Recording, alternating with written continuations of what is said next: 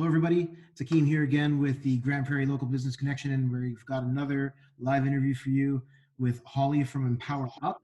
And she's here to talk to you a little bit about her business, the changes that she's made with this current situation with the pandemic, as well as any advice she can offer to some of you other business owners.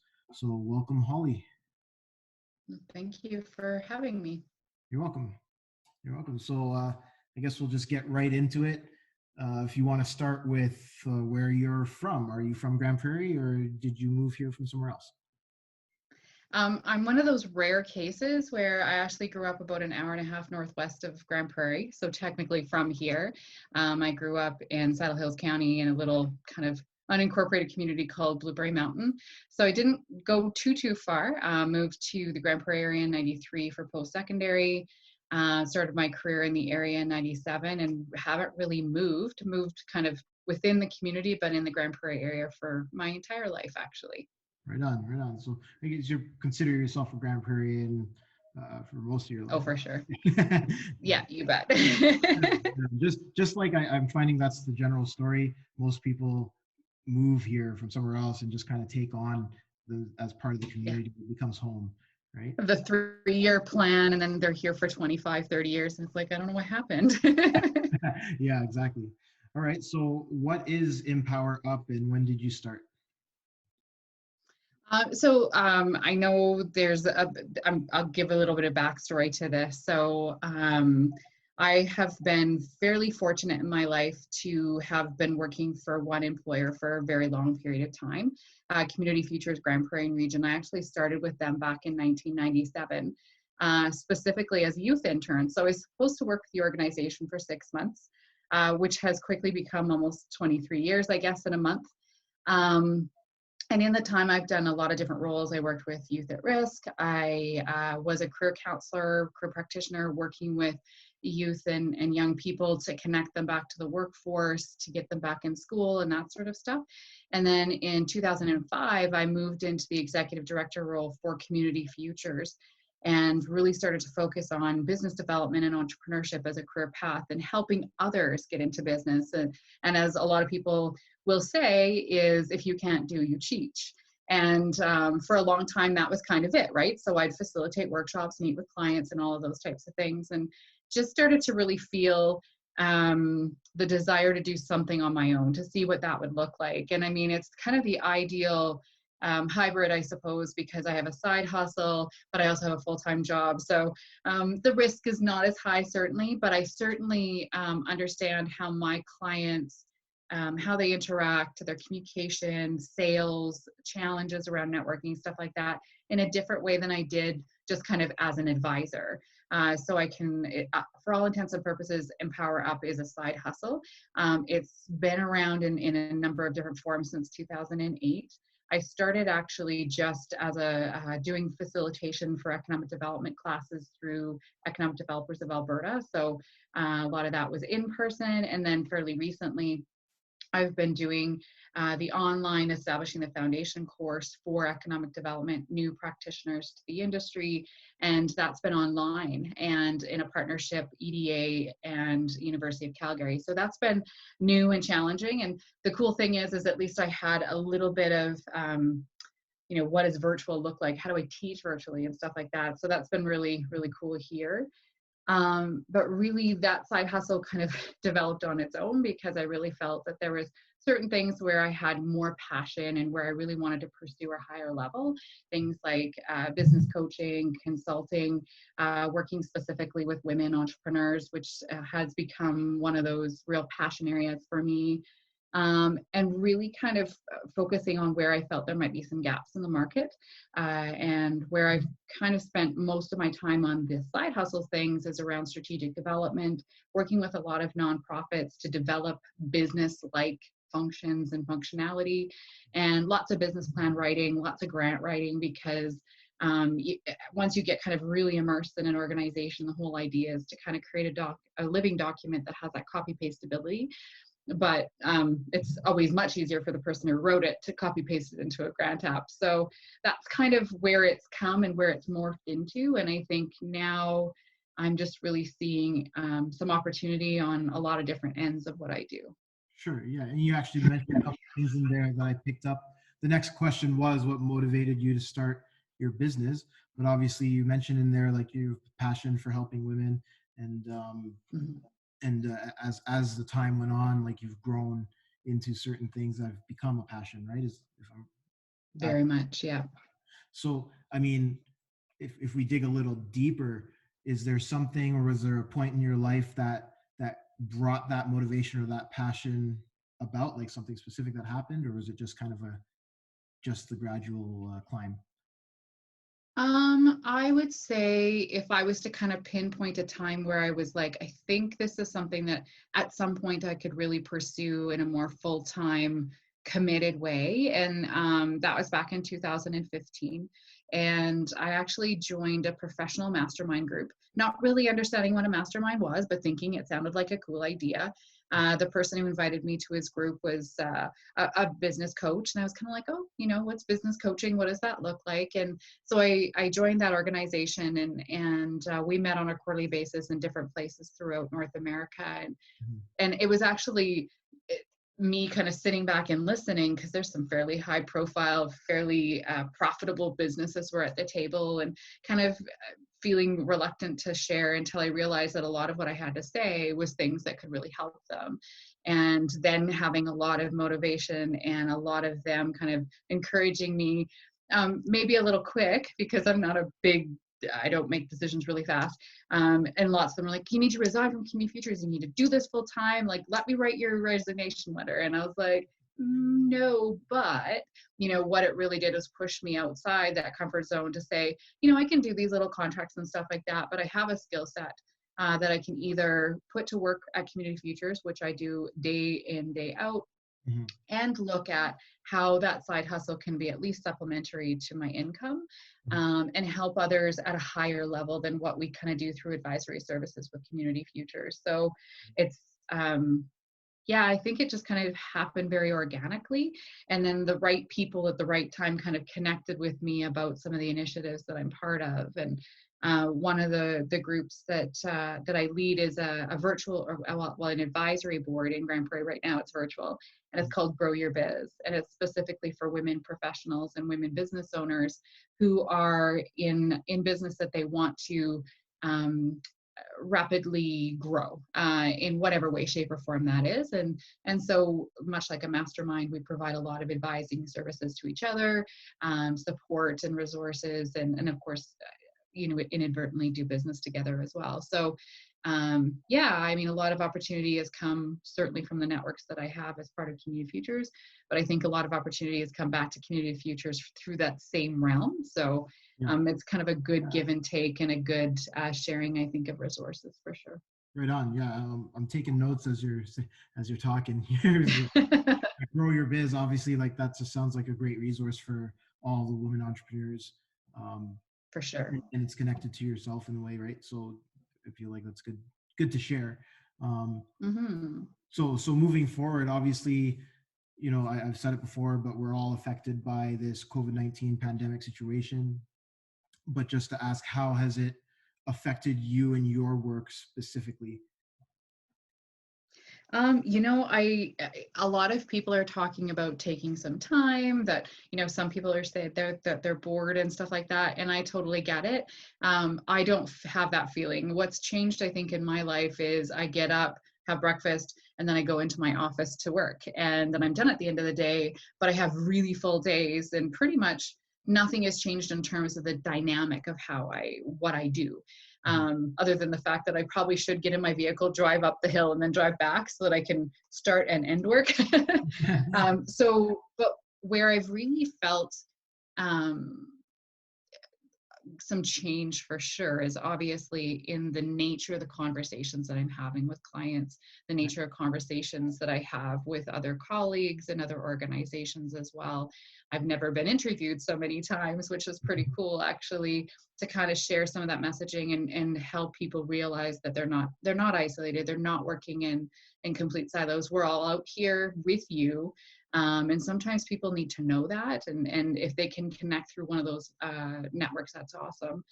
Um, So that first couple of weeks, kind of that week of the 16th of March and the week after, was very much around crisis management. So anyone I talked to, either Community Futures clients, Grow Your Biz clients, or just in general, people who were in business, there was just this real feeling of doom for sure. There was some grief, absolutely, lots of fear and anxiety.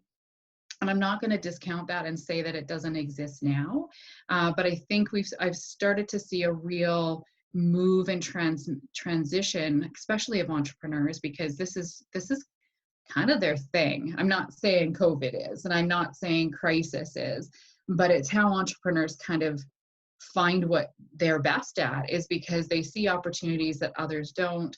They're able to be very nimble and pivot very quickly. So this last couple of weeks, the conversation has changes and they've shifted towards, okay, so this is what reality is currently. I have a choice. I have a choice and I can go, I'm good. I'm just gonna, hopefully be able to get some CRB money or whatever, and I'll just wait it out. Or I can make the choice to start working on something that either develops me, develops my business, or helps me identify if there's cash flow that I can have during this time. And quite honestly, I've not heard the conversation of, I'm good, right? I'm just going to sit and wait for my business to be able to reopen. Every single entrepreneur that I'm talking to, and quite honestly, that extends into the nonprofit realm, are saying, this is a good time for us to position. And what does that look like? I'm not sure. And they're trying things and they're failing a little bit, but that's entrepreneurship. So what I'm really hearing is more about, how do I become more resilient? How can I pursue other cash flow? How can I gain a stronger brand?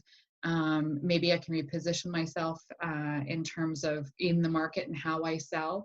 And for me, that's the stuff that's just like golden, because they're feeding off one another. And entrepreneurs sometimes very much will operate in silos and kind of forget that the rest of the world is there, and kind of connect into different networks. And what I've really saw, and I think what's beautiful on all the different social media, is how businesses really come together to support one another. And that's one of those things that I'm like, please continue that inherent support of one another. I think is one of the things that, if we look back at the COVID 2020, we'll probably look back and go, that's when the shift happened in Grande Prairie. And that's where we really became a local business entity of, supporting each other and creating value chains that support one another. So I guess it's changed certainly in how I meet with people. And I never realized as an introvert how much I actually really enjoy interacting with people. I might be exhausted by it, but I really love it. And so conversations electronically like this have been good, but I really miss the being able to sit down and work on a cash flow or do a whiteboard. And it's different when you're doing electronically. So I've become busier, if that makes sense. And some of the cool things, I heard really loud and clear from business that, some of the government programs are great. They'd really like to not have to get into additional debt. If they did, hopefully it's something that's manageable. And wouldn't it be awesome if there is some kind of grant program out there? And knowing that, and knowing that I would be reluctant to get into additional debt, that's kind of, I was trying to look at different options that might help people as well. So, yeah. Right. So obviously, that kind of answers the next question anyway, but there's those things that you had to do to address the situation was obviously, like you're saying, the electronic consultations, but you're also looking into other ways that people can not have to get debt. I get that. That's for sure. dangerous. It's a little scary because especially in that first couple of years of operation, you probably maybe started on a shoestring. The debt to equity might not look great. Maybe the profitability wasn't quite there, what it could be and what it can be. And that's hard, because it's hard then to build that business case back to a financial institution. Whether or not they are kind of blanket approving isn't the point. It's, hey, but also, do I have the cash flow later in my recovery plan to cover off that debt? So conversation that I was having most people might be familiar, but there's a business resiliency task force that was struck with the county, the city, and the Chamber of Commerce. And those are organizations we at Community Futures and myself work with very, very closely. Actually, all three of them have members, representatives on our Community Futures board as well. And I was talking with the economic development officer from the city and kind of talking about, how could municipalities help? Not a lot of money, I mean, it'd be great if everybody could get $100,000 grant to help them, grow and evolve out of this time. But obviously that's taxpayer money. So we had a program that we had operated kind of in conjunction with our business incubator program, which basically matched up business and entrepreneurs with service providers and other businesses to help them kind of take their business forward. So what came out of that was the advisory services voucher that was announced last Thursday on the chamber page through the task force.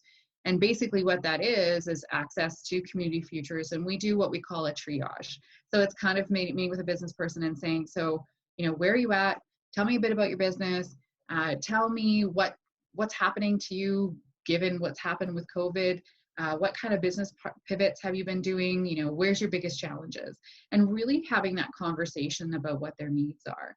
And, to be very honest, most entrepreneurs, aside from fixed costs, my landlord, my, utilities, my supplies, things like that, aside from the financial aspects, it's more about, I want to feel like I have some power here.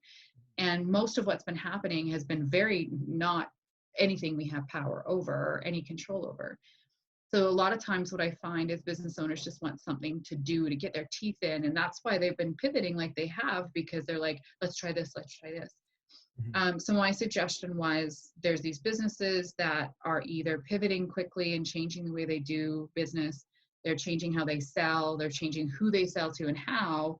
And then there's service providers out there that have skills and abilities to help those people accelerate those ideas, but the cash flow is not there. How about we help 2 businesses or 3 and match them up with a service provider who can help them escalate what they're doing on a quicker way, and then create some cash flow for the service provider as well. So basically that's what the voucher is that assessment to find out what they need.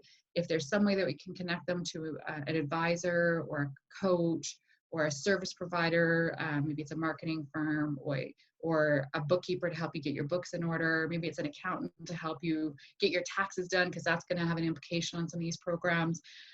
Maybe it's working with a website designer. Maybe it's working with a graphic designer, like who knows, but they know where it would be really great if I didn't have to take this money out of my pocket. And if I had $3,000, which is the maximum voucher, I would do these 3 things, or I would want to work with this company. So that opened last Thursday, and they had a couple of applicants that first day, which was fantastic. So I've had a chance to meet with a couple of them, and yeah, that makes my work and my week a lot brighter, because they're just amazing in what they've been able to do in a time where everybody else is just like, I don't even know what to do. And these small business owners are just going, this is what I'm going to do because it's what I do, right? Yeah, so yeah, it's been pretty cool.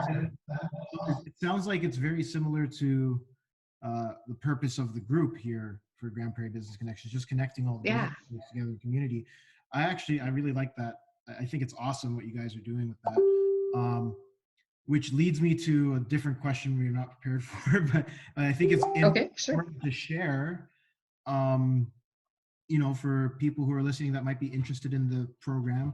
I know you said it was posted with Chamber of Commerce. I know I saw it there as well. I might have even posted it, but just to reiterate, anybody who's watching this, how do they maybe apply to take part in that program, either from the I need services side to help me with my business, or how does somebody go about applying to be one of the businesses that can help support a business?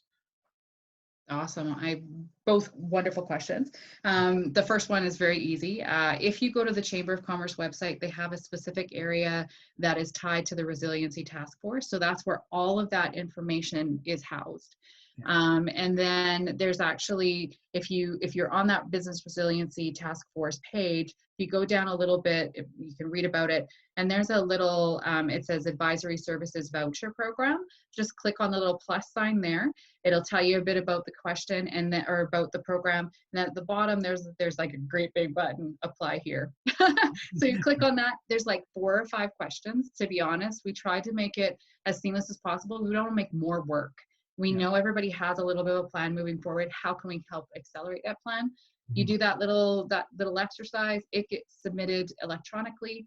The task force then reviews everything on a daily basis. Obviously with Easter, that's a little bit different, but they'll get together again tomorrow at 4 o'clock in the afternoon, look through them all, and then they make a direct referral to me. And then we do that kind of triage to figure out what their needs are.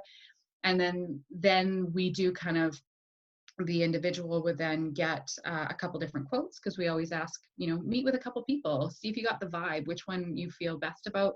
Then we put together a bit of a strategy around what that recovery effort looks like and the cost. That goes back to the task force. And again, like I said, they meet daily, so it doesn't take forever, which is awesome. And then once that's all done, Community Futures connects with the service provider and arranges how payment has to happen. And quite honestly, the entrepreneur just works with the service provider for them. When it's all done, they bill us, and we just ask for a little bit of a report saying, what was your experience? How did it help you? How will this help you recover? Really very anecdotal. Obviously some stats there, like you're going to hire people back and all that kind of stuff. For service providers who are interested, so we actually started working on a database of just companies that we work regularly with, that we've worked with in the past. I'd be more than happy to connect with them. If there is a service provider out there that you feel you have skills that you can also share with others, and with other entrepreneurs, like I said, it's a working document, it's a living document. So I'd be more than happy to hear from them. They can email me, and I don't know, you have my email, so you can post it or whatever, but it's holly.sorgen@albertacf.com. And you can just send me some information. And that's really what I've been doing, is just connecting with people and saying, hey, we have this vouchers program. Would you like to be eligible to be a service provider? And then, like I said, we share the information out to the entrepreneur. The entrepreneur makes the decisions about who they talk with and who they decide to work with. And that's probably as organic as we could make it. Yeah, for sure. No, that's really good. You guys are making it very accessible and open for people to take advantage of. I think that's great. And it also, just in the spirit of keeping it local and in the spirit of entrepreneurship, this is all really good stuff that I feel like people can use, and they can use immediately. I hope so. Yeah. And if it's not the voucher, I mean, some people don't really necessarily need to connect with another service provider. Maybe it's just that they feel like they'd like to have some more regular contact support and coaching. Community Futures provides that as part of that first level, phase 1.